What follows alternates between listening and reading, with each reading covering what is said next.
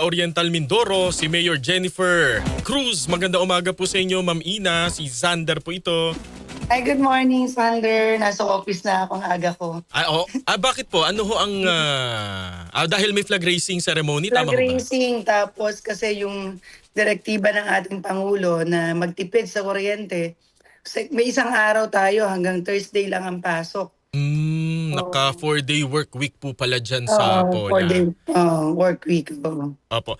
Kanina ho, nakausap po natin ang lalawigan naman ng Marinduque at kanila nga pong sinasabi na sa bawat pag-uulat po sana ng media, kung halimbawa ire-report po nila ang tungkol sa Moriones Festival, kasi meron po kayo dyan sa Pola and I Yes, think yes, yes.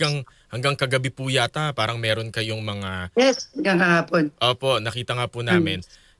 Sana raw ay babanggitin po sa mga post o kaya po sa media na ang Moriones Festival po ay nagmula o yung tahanan po nito ay ang Marinduque. Meron ho ba kayong reaksyon dito, ma'am?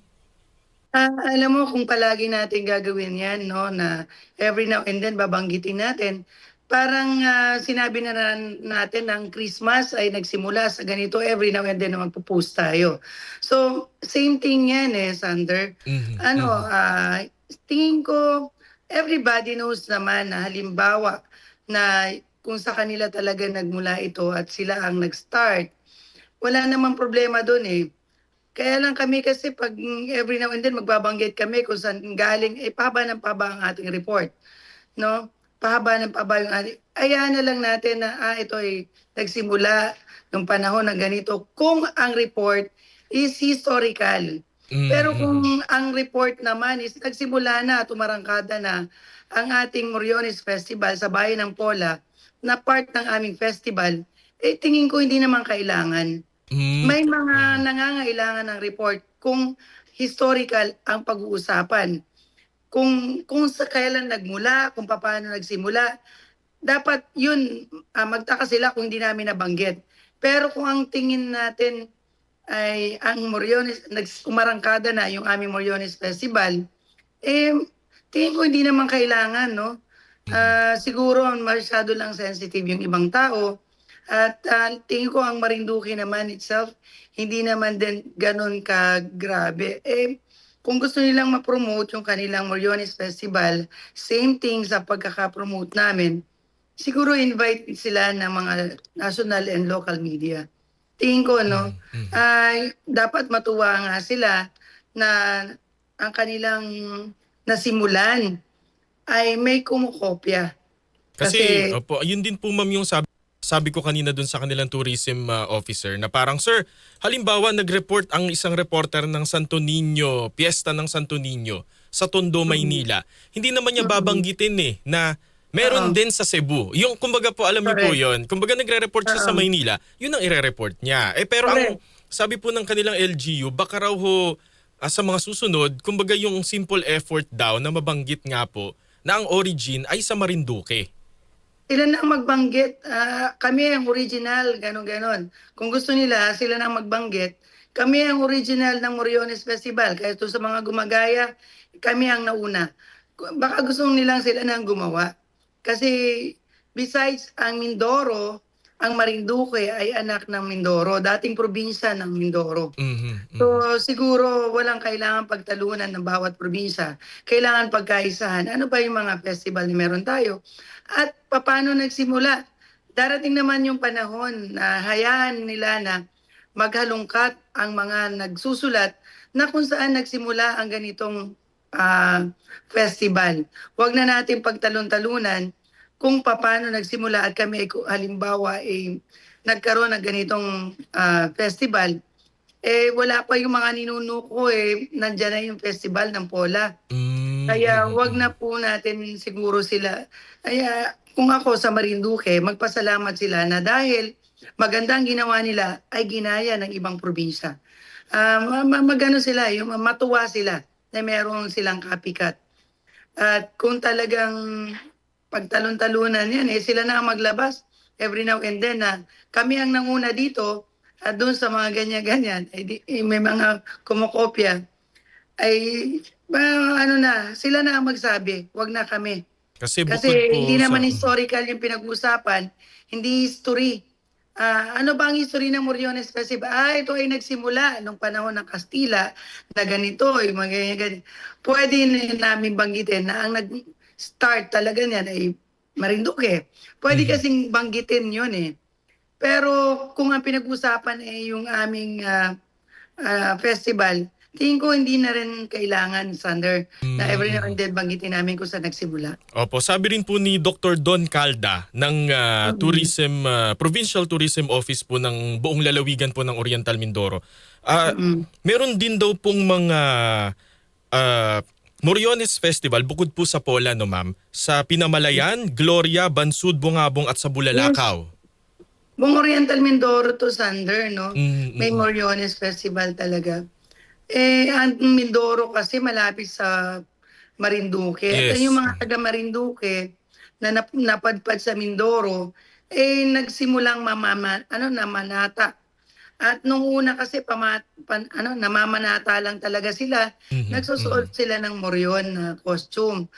Hanggang naging festival na kasi gawin na nga natin para hindi na kayo kung ano ba, dati kasi may mga pugutan pa ng ulo, yung mga Opo, kasi gano'n-gano'n. kasama raw po yata sa story ni Longinos eh. Story na Oo. Lumino, oo. Oo. May mga gano'n before eh. Actually, matagal nang ginagawa yan. Hindi ko nga paano nagsimula yan sa Mindoro. Pero sa Pola, hindi ko rin nga alam paano nagsimula. Pero ang pag-uusapan talaga dapat dito maganda yung nangyayari na yan pagdating sa Moryon dahil pagganda ng paganda ang Moriones Festival, hindi lang sa Marinduque at nangyari na yan sa Oriental Mindoro. Opo. So Mhm. siguro ang history naman sa Bible, hindi naman pwedeng nasa Bible naman kasi yan eh. Mhm. Mhm. Pinapaganda lang ng bawat isa at kung saan nagsimula, later na yan kung may mga pag-ungkat kung saan nagsimula. Opo, hindi po kaya parang nag-ugat pa ito ng hindi ko alam ng sigalot between the two provinces? Ganun ho ba Ah, kalala? Hindi naman siguro. Mhm, mhm. Ang tingin ko ngayon napapansin ang pagpo-promote ng bawat probinsya.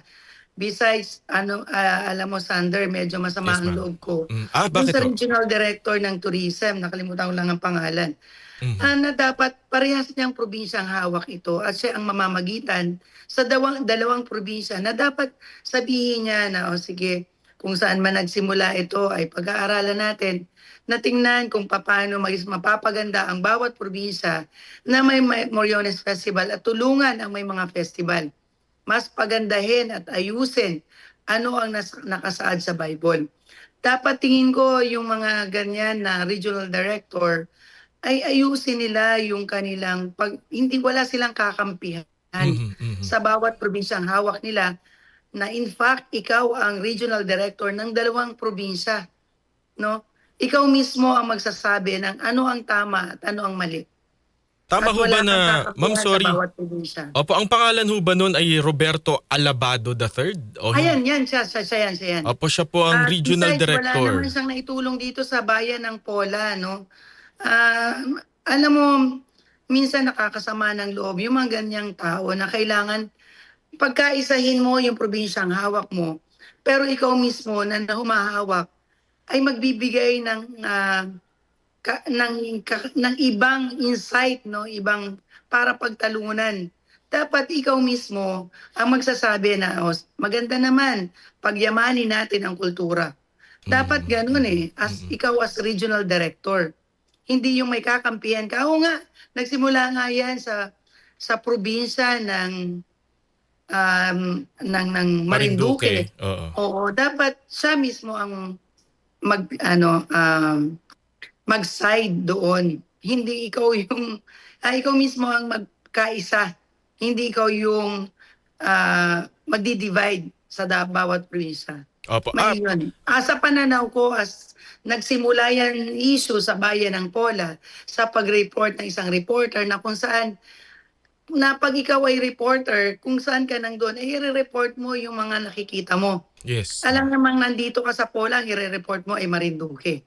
'Di Mhm, ba? mhm, mhm. So tingin ko, ah, tingnan din ng regional director ng Department of Tourism na ano ba yung tama, no? Ano ba yung pwedeng gawin natin na pagkaisahin ang bawat probinsya? Naiisa naman kami eh, na iisang lalawigan, no? Mindoro and Marinduque ay magkapatid na hindi Mhm. pwedeng pag-awayin. Opo. Hindi mo pwedeng kampihan ang bawat isa sa amin. Dahil kami ay nagpapakita lang ng ganda ng bawat isa sa amin na festival na panoorin ng mga tao na minsan yung mga galing sa kanila ay hindi na pumunta sa Marinduque para lang din manood ng festival ng Moryon. Dahil Opo. meron na dito. Opo. Kumbaga po, kayo ho ba ay humihiling po ng dialogo na halimbawa po pulungin po kayo ni Mr. Alabado kasama po ng Marinduque?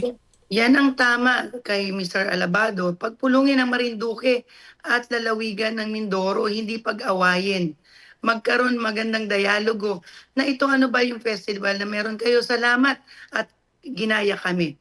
Yung alam mo yung mga ganong ah, pananaw, no? Hindi kailangan na ano yung O pag-away-awayin. palalain pa? Kailangan pagyamanin ang mga kultura. Opo. Tinanong din ho. Lalo na kung ito ay tungkol sa Bible, Sander, no? Yes, opo. Hindi puwede na ang Christmas ay sa Netherlands lang.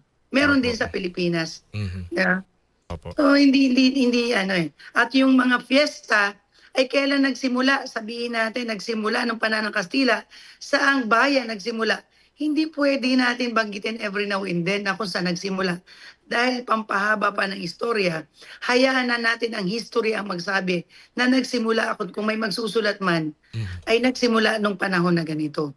'Di ba? Tama Opo. ba, Yes, Sander? opo. And Mayora, siguro po panghuli na lamang po no dahil kayo po ay abala ngayong umaga at maraming salamat po Oo. sa pagpayag sa ating panayam. Tinanong ho Oo. namin kanina yung Marinduque, paano ba pumunta ng Marinduque from Metro Manila? Kung kami po, papaano ho pumunta dyan po sa Oriental Mindoro, sa Pola?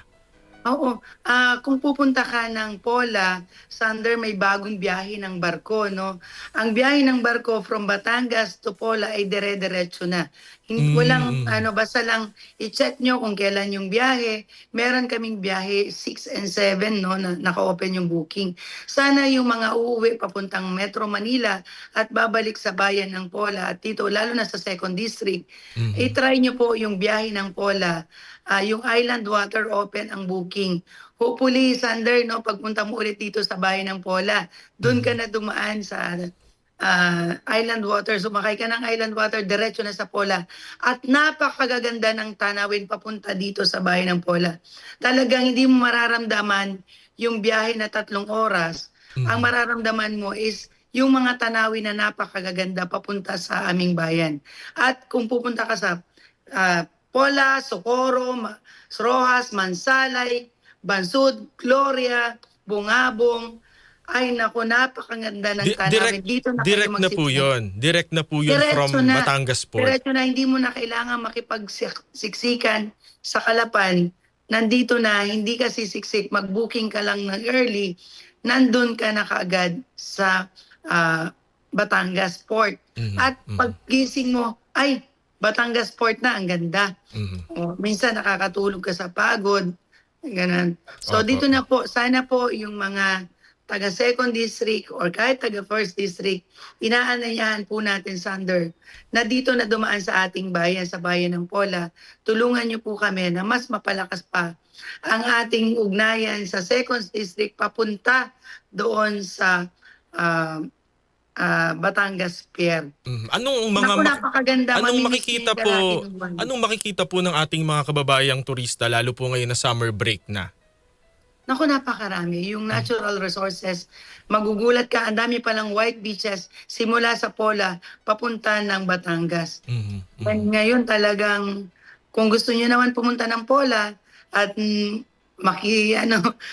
maki-check ano yung history ng Pola, kung bakit nagkaroon ng Moriones Festival at paano nagkaroon ng mga old houses, itry nyo ang Pola, may natural resources, no? White Beach at saka yung ating black sand at white sand, bundok at mga old houses.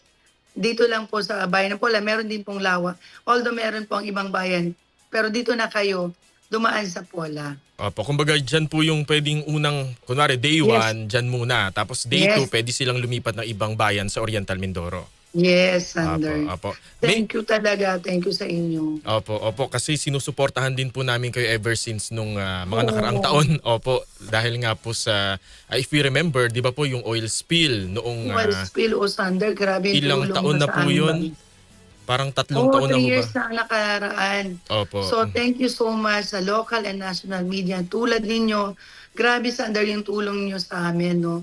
And hopefully, tuloy-tuloy ang pag-unlad ng ating bawat probinsya at bawat bayan sa Oriental Mindoro, mapa Marinduque man, mapa Occidental, Oriental. Salamat sa tulong ninyo. Alam ko, every now and then, tinutulungan niyo ang mga probinsya na mag-promote ng mga lalawigan. And hopefully, no, Sander, mapansin yung magandang ginagawa ng mga reporters para sa aming bayan. And Opo. thank you sa inyo. Thank you sa DCXL, thank you Sander, sa lahat ng mga reporters, kay Noel Alamar, kay Dennis Dato, ABS, lahat na. Maraming salamat sa lahat ng mga tumutulong sa aming mga probinsya. Hindi lamang kami ang nagpo-promote, kayo din po talaga, sobrang tulong nyo. From the bottom of my heart, Sander, salamat sa iyo sa pagkakataon. Sobrang thankful ako sa iyo. Opo. Maraming salamat po, Mayor Ina Alegre, Mayor Jennifer Cruz ng Pola Oriental Mindoro. Thank you so much po, ma'am. Mag-iingat po kayo. Sander. God bless you. Thank you. Salamat po. God bless po. Mabuhay po ang Pola.